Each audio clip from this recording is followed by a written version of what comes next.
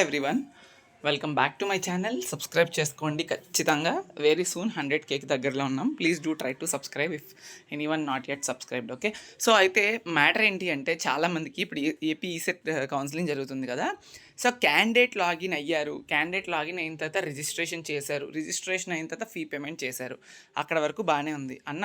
Only study certificates మాత్రమే అడుగుతుంది ఈ క్యాండిడేట్ లాగిన్లోని, ఇంకేమీ అడగట్లేదు. స్టడీ సర్టిఫికేట్స్ అడుగుతుంది, అవి వెరిఫై చేసేస్తే మాది అయిపోయినట్టేనా అంటే, అది మీకు గనక ఆ క్యాండిడేట్ రిజిస్ట్రేషన్ ఫామ్లో ఎటువంటి మిస్టేక్స్ లేకపోతే ఓన్లీ స్టడీ సర్టిఫికేట్స్ మాత్రమే అడుగుతుంది. ఆ స్టడీ సర్టిఫికేట్స్ని అప్లోడ్ చేస్తే డైరెక్ట్గా కొంతమందికి ఇంకా ఏ అదర్ సర్టిఫికేట్స్ లేకుండా మీకు వెబ్ ఆప్షన్స్కి ఎలిజిబిలిటీ వచ్చేస్తుంది. పెండింగ్ ఎట్ హెచ్ఎల్సి అని కూడా రాదు, అది సర్టిఫికేట్ వెరిఫికేషన్ కూడా అయిపోయిందనే.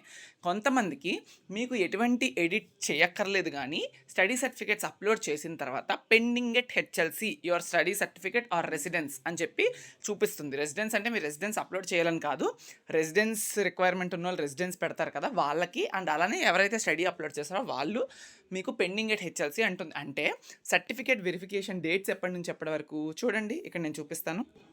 పెండింగ్ ఎట్ హెచ్ఎల్సి వచ్చిందా. సర్టిఫికేట్ వెరిఫికేషన్ డేట్స్ ఎప్పటి నుంచి, online verification of uploaded certificates అనేవి 6th జూలై అంటే ఈ రోజు నుంచి 10వ తేదీ 10th జూలై వరకు కూడా, ఫ్రైడే నైట్ వరకు కూడా వాళ్ళు చేస్తారు వెరిఫికేషన్ ఆన్లైన్లోనే. ఈ లోపు మీరు కంగారు పడి పెండింగ్ ఎట్ హెచ్ఎల్సి వచ్చింది కదా అని చెప్పి చాలామంది హెచ్ఎల్సికి వెళ్ళారంట, రావద్దని చెప్పి తిట్టి పంపించేస్తున్నారు. ఆల్రెడీ నాకు మెసేజెస్ అండ్ టెక్స్ట్ చాలామంది చేస్తూనే ఉన్నారు గ్రూప్స్లో. సో అది కరెక్టే, ఎందుకంటే మీకు రమ్మని చెప్పలేదు. అండ్ అలానే ఇంకొకటి ఏంటి అంటే 6th నుండి 10th వరకు మీరు అప్లోడ్ చేసిన సర్టిఫికేట్స్ ఏవైతే హెచ్ఎల్సిలో ఏవైతే అప్లోడ్ చేశారు స్టడీ సర్టిఫికేట్స్, అవి ఆన్లైన్లోనే వెరిఫై అయ్యి మీకు స్టేటస్ అనేది పెండింగ్ నుంచి నార్మల్ అయిపోయి మీకు వెబ్ ఆప్షన్స్కి ఎలిజిబిలిటీ వచ్చేస్తుంది. మీరు ఎక్కడ చెక్ చేసుకుంటారు అంటే స్టేటస్ని, మీరు వన్స్ క్యాండిడేట్ లాగిన్ అయిన తర్వాత డాష్ బోర్డ్ ఉంది కదా, డాష్ బోర్డ్ కనిపిస్తుంది కదా మీకు. ఆ డాష్ బోర్డ్లో పేమెంట్ అయిపోయింది, అప్లికేషన్ స్టేటస్, వెబ్ ఆప్షన్స్ అన్నీ కనిపిస్తున్నాయా. వెబ్ ఆప్షన్స్ మీద క్లిక్ చేయండి. క్లిక్ చేస్తే మీకు మీ స్టేటస్ పెండింగ్ ఎట్ హెచ్ఎల్సి అని ఉందో లేదో కనిపిస్తుంది, లేదా అప్లికేషన్ స్టేటస్ అని ఉంది, అది క్లిక్ చేయండి. అక్కడన్నా మీకు పెండింగ్ ఎట్ హెచ్ఎల్సి ఉందా లేదా అని కనిపిస్తుంది. ఓకే, ఒకవేళ వెబ్ ఆప్షన్స్కి ఎలిజిబిలిటీ ఉంటే 8th మార్నింగ్ నుండి, okay 8th morning exercising web options 8th morning నుండి మీకు వెబ్ ఆప్షన్స్ కూడా పెట్టేసుకోవచ్చు. ఎవరికి వెబ్ ఆప్షన్స్ అవుతాయి? హెల్ప్ లైన్ సెంటర్ వాళ్ళు వెరిఫై చేసిన వాళ్ళకి 6వ తేదీ నుండి 10వ తేదీ వరకు మీరు పెట్టిన సర్టిఫికేట్స్ అప్లోడ్ చేసినవి వాళ్ళు వెరిఫై చేసి మీకు ఆన్లైన్లోనే చక్కగా అయిపోతుంది. ఇంకొకటి కూడా హెల్ప్ లైన్ సెంటర్ వాళ్ళు చెప్పారు, 10వ తేదీ వరకు కూడా అవ్వకపోతే కనుక అప్పుడు హెల్ప్ లైన్ సెంటర్కి వెళ్ళొచ్చు అని చెప్పి. ఇది నేను వాళ్ళు చెప్పింది, కొంతమంది స్టూడెంట్స్ నాకు చెప్పింది, నేను మీకు చెప్తున్నాను. కాబట్టి ఎవరు కంగారు పడి ఈరోజే వెళ్ళిపోవడం అలాంటివి చేయకండి. ఆన్లైన్లో వెరిఫై చేస్తారంట 100% వాళ్ళు చెప్తున్నారు. ఓకే, ఇంకొక విషయం ఏంటి అంటే చాలామందికి క్యాస్ట్ ఎడిట్ చేయడం అవ్వట్లేదు, తప్పు చూపిస్తుంది. ఇంకా ఇన్కమ్ డీటెయిల్స్ కానీ, లేకపోతే ఇంకా అదర్ డిఓబి కానీ, నేమ్స్ కానీ ఇవన్నీ ఎడిట్ చేయడం చూపించట్లేదు. Correct, I agree. ఆ ఎడిట్ చేయని చూపించట్లేదు కాబట్టి అలాంటి వాళ్ళు ఏం చేయాలి అంటే, మీరు ఫీ పేమెంట్ కంప్లీట్ చేసుకొని, మీకు డేటా ఎడిట్ అనేది రిక్వైర్మెంట్ ఉంది కాబట్టి హెల్ప్ లైన్ సెంటర్కి వెళ్ళండి.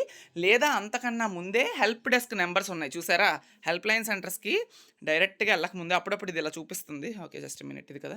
ఓకే, హెల్ప్ లైన్ సెంటర్కి వెళ్ళకముందే ఇక్కడ చూసారా, టెక్నికల్ ఇష్యూస్కి కానీ దేనికన్నా కూడా వర్కింగ్ డేస్లోని మీరు ఈ కాల్ చేస్తే నెంబర్స్కి మెయిల్ చేసినా వాళ్ళు రియాక్ట్ అవుతారు. మీ ప్రాబ్లం ఏంటి అనేది వాళ్ళు అర్థం చేసుకొని మీకు ఏమైనా రెస్పాండ్ అవ్వడానికి ట్రై చేస్తారు. అప్పటికీ రెస్పాండ్ కాకపోతే అప్పుడు మీరు ఏమైనా ఎడిట్ చేయాలి అనుకుంటే అప్పుడు ఎడిట్ చేయడానికి హెల్ప్ లైన్ సెంటర్కి all xeroxes along with originals మీ దగ్గర ఏముంటే అవి తీసుకొని వెళ్ళి ఎడిట్ చేయించుకోవడానికి ట్రై చేయండి.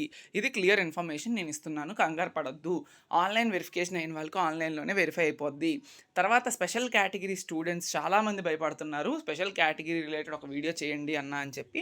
ఇంక అందులో చేయడానికి ఏముందో ఆల్రెడీ చాలాసార్లు చెప్పాను నేను. స్పెషల్ కేటగిరీకి మాత్రం విజయవాడ గవర్నమెంట్ పాలిటెక్నిక్కి సర్టిఫికేట్ వెరిఫికేషన్కి మీ special category certificates, remaining certificates అన్నీ తీసుకొని అకార్డింగ్ టు యువర్ ర్యాంక్ మీరు వెళ్ళాలి. ఆ డీటెయిల్డ్ నోటిఫికేషన్లో ఆ ర్యాంక్స్ ఎక్కడ కూడా మీకు కనిపిస్తాయి. చూడండి, మళ్ళీ చూపిస్తాను కావాలంటే.